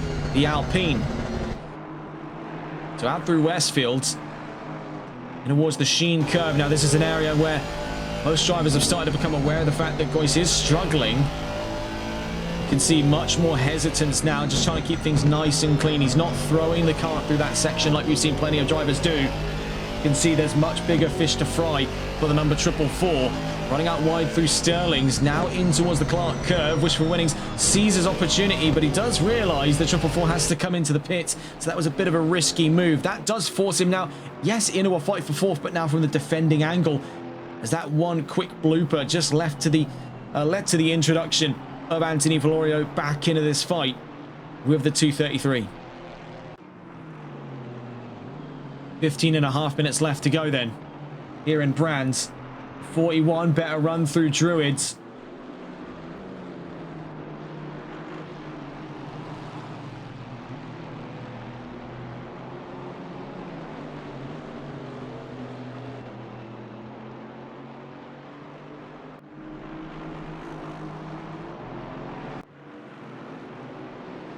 See then David and Goliath once again. Let's go and catch on board with that little Alpine as it's now glued on to the 233 on board with Anthony Valorio once again.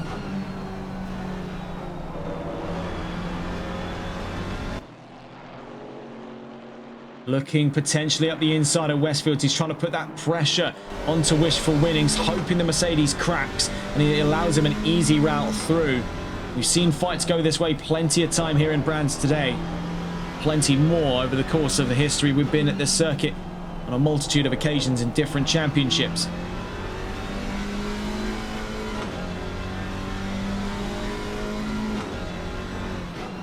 Now to comment on the ongoing fight inside of the top 3, it's worth noting the 119 still drawing in the distance over the number 12, and that could very well have just been confounded by lapped traffic standing in the way down through Paddock Hill.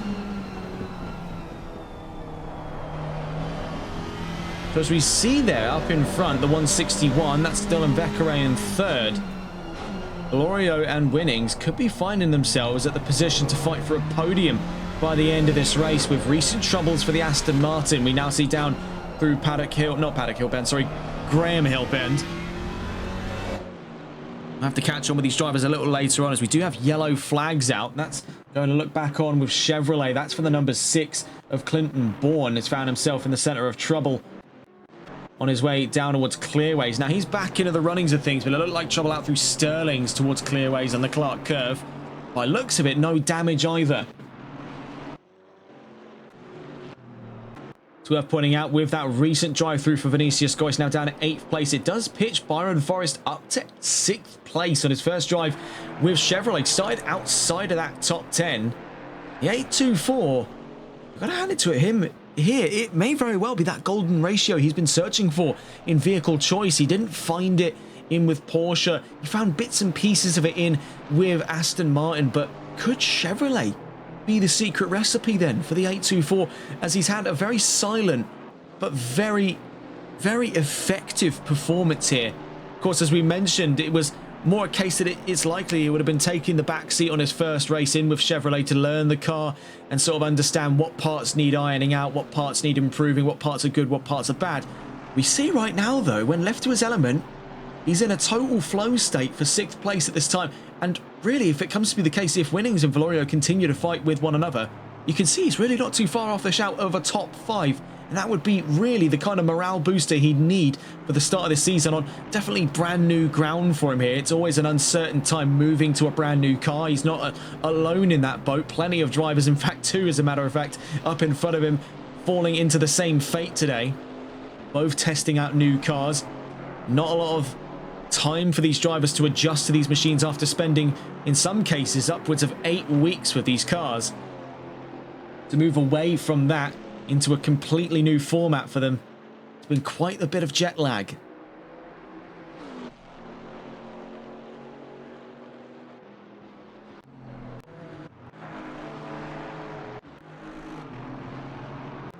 We're getting a look on board then with the 119. If we can, the gap now drops to 1.7 seconds, so he has made very, very light work of things here.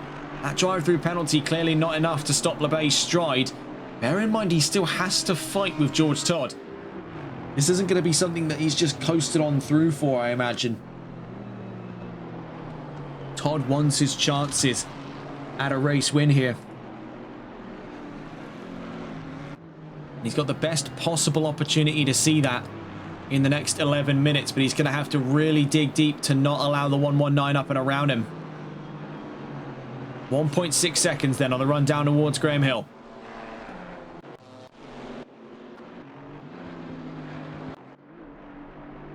So as we drop in the last 10 minutes of racing, let's take a look at the grid one last time before the checkered flag.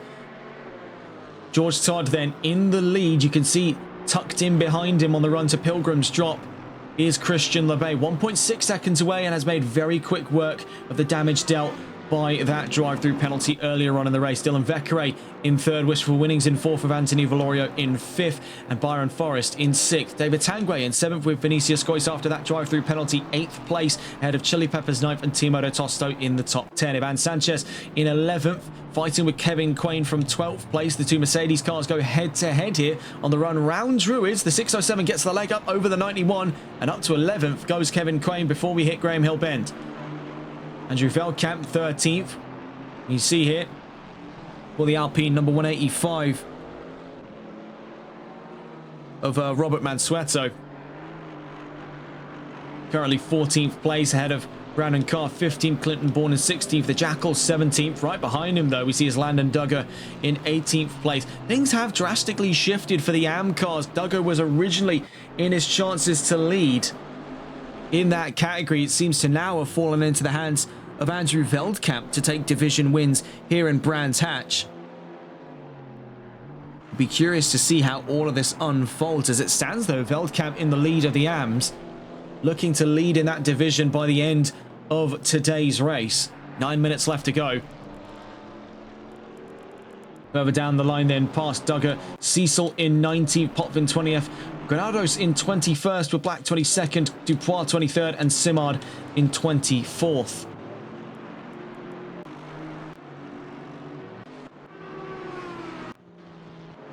On board then, just quickly here, we see Landon Duggar versus the Jackal. Side by side on the run around the Clark curve. Now it's a risky spot. We've seen drivers already get into arms about this one before, but that looked nice, neat and tidy for the 169. Moves up into 17th. As it stands, that's on a division podium. That's division third for him at this time, ahead of the Jackal. Catch on board with those two a little later on here. 8.5 minutes left to go. We're back on board with LeBay v Todd for the current running of that fight for the race lead. LeBay fighting to return to the top step of the podium after his drive-through penalty earlier on in the race. George Todd fighting for his first ever race win in this series. There would be one definite way to kick off his championship endeavours here in Season 3 for AMG. Bear in mind his first drive away from Porsche in this series. He's really rose to the challenge today. We'll see though what he can do up and against the 119. In towards Surtees we go, and you can see there's almost night and day difference in terms of sort of the points there at the front of the vehicle. How much cornering capacity LeBay has managed to extract from the Chevrolet. Of course, we're led to believe and he makes all of those setups himself, so he spends an extensive amount of time building upon this platform, making it as tailored to his driving style as possible. That's often the pitfalls that some drivers fall into. They end up getting preset setups made online. While yes, they are professionally made, they're not made for the driver, they're made for the track. The driver has to work around it. LeBay has done this in the opposite direction. That's what's led to such command of the field for the last 2 seasons. He's been doing this the other way around. He is such well in tuned with that car that the two are almost one in the same when we go racing. Ooh, a big step out there for Todd. To no fault of his own, he took a little bit of grass there and the car pitched in quite hard. LeBay momentarily tucked off of the racing line just to get a look of things out in front before we hit Paddock Hill, down through Paddock Hill into Druids. Number 12 holding the inside, so now playing defensively goes George Todd over Christian LeBay. Through Druids, now towards turn 3, Graham Hill bend.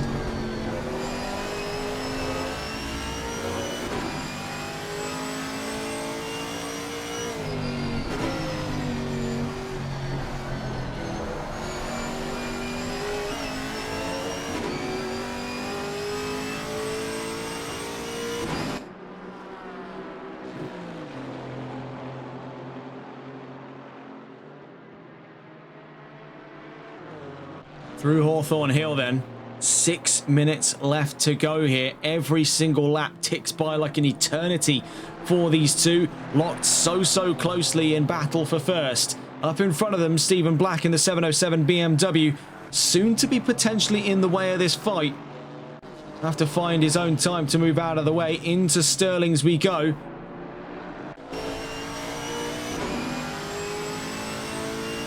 In towards clearways, we see pumping the brakes there. The 707 allows the number 12 and the number 119 on through down towards the Clark curve.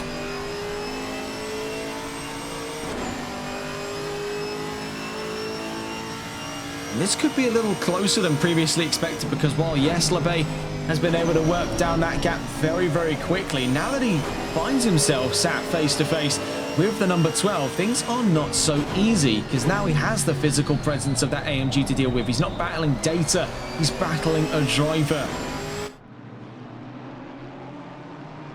And that's often where the majority of these battles come to a swift end. We can see that the data and the track times start to favor one driver over the other, but until they actually meet each other on the track, all of that is just what it is, data.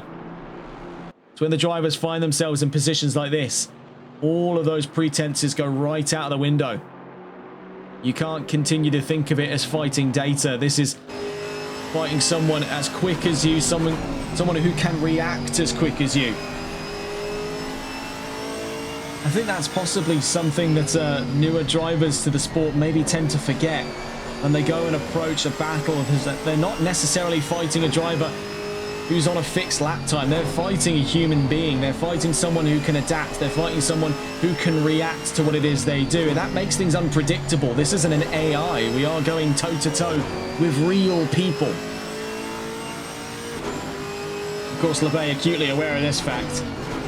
No need to instruct him twice on that one, but it always makes for a unique situation here because, again, he's clawed down what was well north of about 10 to 15 odd seconds actually there between himself and Todd at the farthest expanse.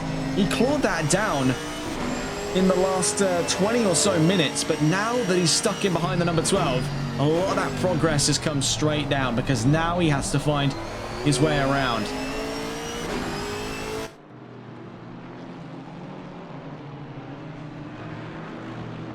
Maybe that's a bit more obvious than we would have previously thought, and we're just talking nonsense, but, you know, hey-ho, it is 2:47 in the morning. I'm not exactly of sound mind to be thinking anymore. These drivers, though, especially the evening time on the Eastern Standard Time. 3 minutes left to go on the run down through the Paddock Hill bend. Not Paddock Hill bend. Why do I keep saying that? No, Hawthorne's Hill. It took me, I had to double take that one. Oh, goodness. It has been already a long day. And less than a day from now, we're on for another event over with the folks over at MSC. And it's going to be an exciting one for us because it's our first time getting hands-on with Le Mans Ultimate. Do look forward to that one. Our final frontier as it stands then. The big break in towards PC racing is close at hand here on TRTN. Do look forward to that one. Right now, though, with 2 minutes left to go, we're drawing onto the penultimate lap here of round 1 of Season 3. LeBay still can't find ground around George Todd. It hangs in the balance here for Todd to become the first Mercedes driver ever to win in this championship. Not only that, if we're talking race-winning nations, not only do we have Canada and the United States, we're also looking to be as well as Italy, I should mind as well, with last season's victories by Giovanni Battiali. We'll also be looking to add Mexico to the charts here for race-winning nations in the GT4 Pro-Am Cup America Series. So he'll be on for quite a series of firsts here. First ever Mexican driver to win in this series, first ever Mercedes to win in this series. And this is going to make for quite an interesting one. Not only that, it's his first career win in this series as well.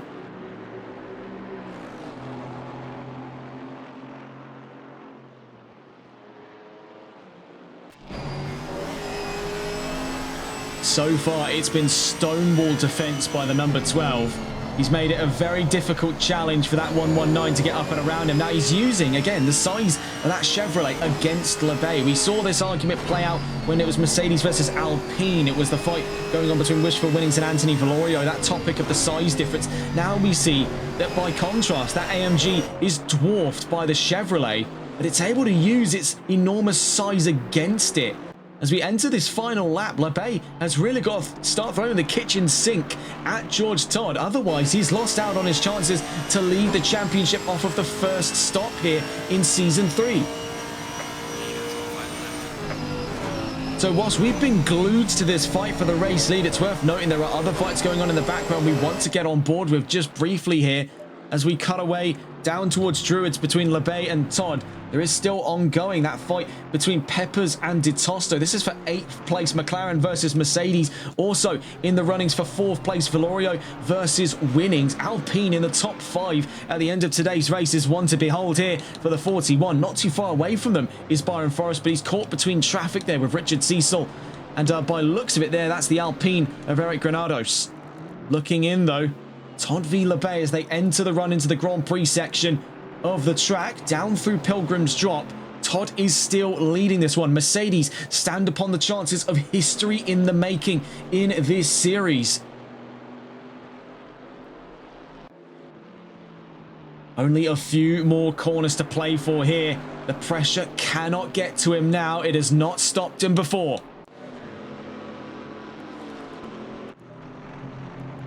We'll be catching on with some of those fights. Another one as well, Velkamp v Bourne. We now see that fold out in favour of Bourne. Let's go and catch back on board, though, with these two drivers. Going to look on board with George Todd, making his way down towards the Clark curve. It's contact between himself and LeBay. LeBay's off in the gravel, but heading down towards the line then, amidst everything that has happened so far in a controversial ending to the first round of the championship. George Todd defines history, the first Mercedes to win in this championship, the first driver from Mexico to win in the GT4 Pro-Am Cup America Series. On a very controversial note at the end there, a little bit of a prang between himself and Christian LeBay, and what it had created by looks of it there was nearly an opportunity for Vecchiere to strike at second place. Ultimately, LeBay second, Vecchiere third, Winnings fourth, Valorio fifth by a 10th of a second there. Forrest in a triumphant 6th place. Very solid performance from the 824. A silent procession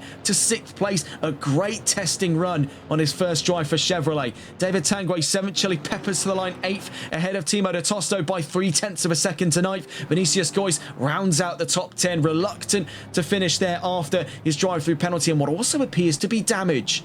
Kevin Crane versus Ivan Sanchez comes down to the final corner here at the Clark curve, and it looks to be in favour of Quain for 11th place.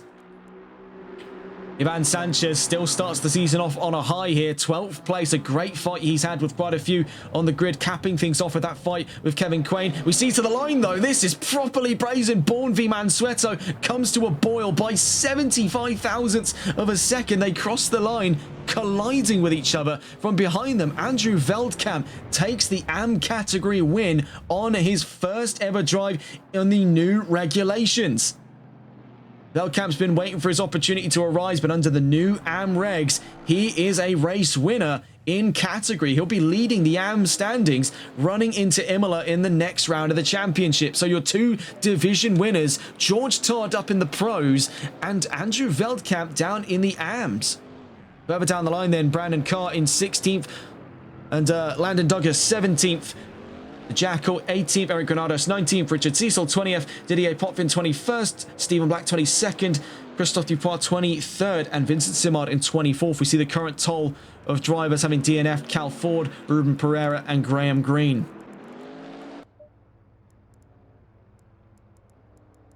But what a controversial ending to the race there. That little prank just on the exit of the Clark curve ultimately kicked away the chances for LeBay to take that race win. It gave rise to the first of its kind then for the number 12 Mercedes winners at long last. George Todd will be reveling in this moment here. He failed to make up on that mark with Porsche. He did not fail this time with Mercedes AMG. A gamble absolutely worth taking.